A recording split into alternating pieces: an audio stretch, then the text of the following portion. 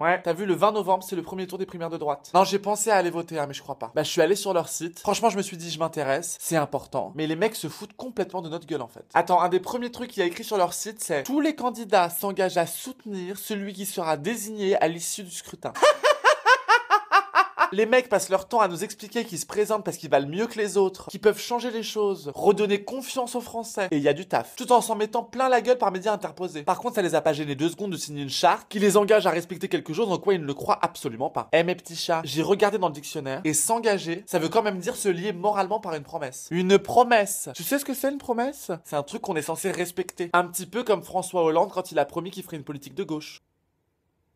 Ah oui, merde, là, c'est pas un bon exemple. Après, c'est vrai que c'est un peu idiot ce que je dis parce que les mecs, ils vivent dans un monde parallèle. Dans le tas, il y en a quand même un qui a des soldes à moins 90% sur les pains au chocolat toute l'année. Et une qui pensait encore il y a 5 ans qu'un ticket de métro, ça coûtait 4 euros. Non mais attends, tu sais que si tu fais un cumul de toutes les emmerdes qu'ont les 2 favoris à la primaire avec la justice, tu tombes quand même sur un truc pas dégueulasse à base de fausses factures, recel d'abus de biens sociaux, prise illégale d'intérêt, abus de confiance et abus de faiblesse. Du coup, si tu veux, les mecs, ils évoluent dans un environnement où signer un engagement sans y croire, finalement, c'est assez banal. C'est un petit peu comme quand tu dis à un gamin que s'il est pas sage, le Père Noël passera pas cette année. L'important, en fait, c'est pas que toi, tu y crois. C'est juste un moyen d'arriver à tes fins, tu vois. Pour y participer, c'est très simple. Il faut 300 grammes de farine, 2 œufs.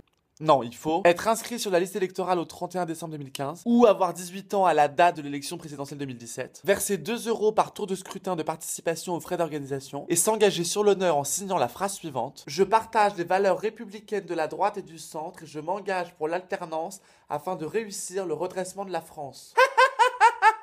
Mais du coup, a priori, si tu t'engages comme eux l'ont fait en signant leur charte, bon bah, tu vois. A priori, t'es pas engagé quoi. Après, les types, ils sont réglo, hein. Ils ont bien compris qu'on n'avait pas vachement apprécié le coût des fausses factures. Du coup, là, ils te font un petit planning pour te montrer combien ça va coûter. 8 millions d'euros. Une babiole. Donc, à partir de 2 millions de participants, la campagne sera autofinancée. Après, évidemment, s'il y a un petit peu de rab, parce que bientôt, tu pourras avoir 2 fois des frites à la cantine. La chance. Bah, l'argent sera versé à la campagne présidentielle du candidat désigné. Ils prennent un petit peu d'avance, parce qu'il paraît qu'il y en a 1 ou 2 qui ont prévu de faire une campagne un peu olé olé. Machine à bulles, chapeau pointu, homme-tronc. Il y a moyen qu'on soit un petit peu juste niveau budget. A priori, ils vont tout mettre en place pour booster à mort l'ego de leur candidat. La campagne de leur candidat. Oups. Pardon. Non, ça risque de piquer un peu au début, mais cette fois-ci, ils ont prévu beaucoup plus de lubrifiant. Donc franchement, il y a moyen que ça passe crème.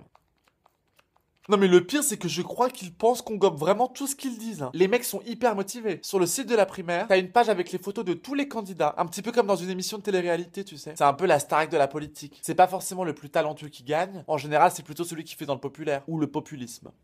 Chaque photo renvoie au site du candidat sur lequel il a marqué un petit mot pour te donner envie d'aller voter pour lui. NKM, elle veut construire un projet pour les Français, mettre en place une nouvelle société, plus libre, plus optimiste.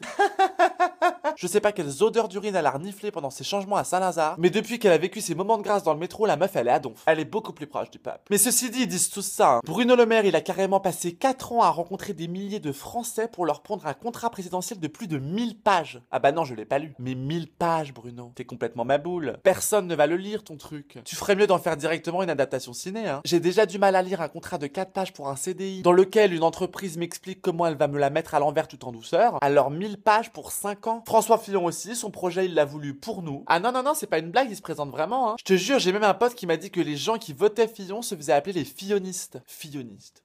Comme si le mec allait lancer un espèce de mouvement, une révolution. Non mais il est pas méchant Fillon, mais bon c'est pas... Le mec il a pas le charisme d'une rockstar, tu vois. J'imagine pas la foule scander son nom, lui jeter des sous-vêtements sur la scène. Non, François Fillon pour moi il ferait un super grand-père, tu vois. Juppé il y a que son programme. Il le préserve un peu le pauvre. On a déjà peur qu'il survive pas au premier tour. Mais moi je l'aime bien Juppé, tu sais. J'aimerais qu'on prenne soin de lui, qu'on lui fasse des petits bisous, qu'on le laisse tranquille dans son petit fauteuil, sous son petit plaid, près de sa petite cheminée, dans sa petite maison de retraite. Alors il y a Poisson aussi.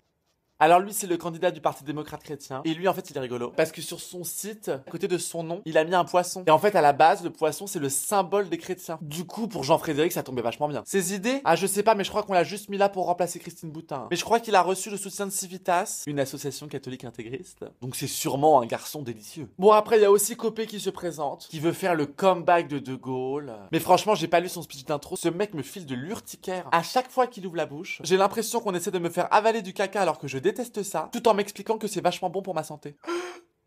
Bon, après, le plus comique, ça reste quand même Nicolas. Il y a quand même un truc qui m'a fait rire, c'est que le type écrit: j'ai senti que j'avais la force pour mener ce combat à un moment de notre histoire si tourmentée. Alors moi, je trouve ça très sympa hein, que le type se sente la force de venir nous sauver, mais t'as pas 2-3 trucs à régler, mon chat, avant de t'occuper des autres? Non, parce que je veux dire, entre les écoutes téléphoniques, les comptes de campagne, Big Malion, Bettencourt, Kadhafi, ta vie, elle a pas l'air de ressembler à la petite maison dans la prairie non plus, hein. Je te promets, le mec, il a tellement de casseroles au cul, quand il arrive quelque part, ça doit faire un boucan. Et on applaudit très fort Nicolas Sarkozy.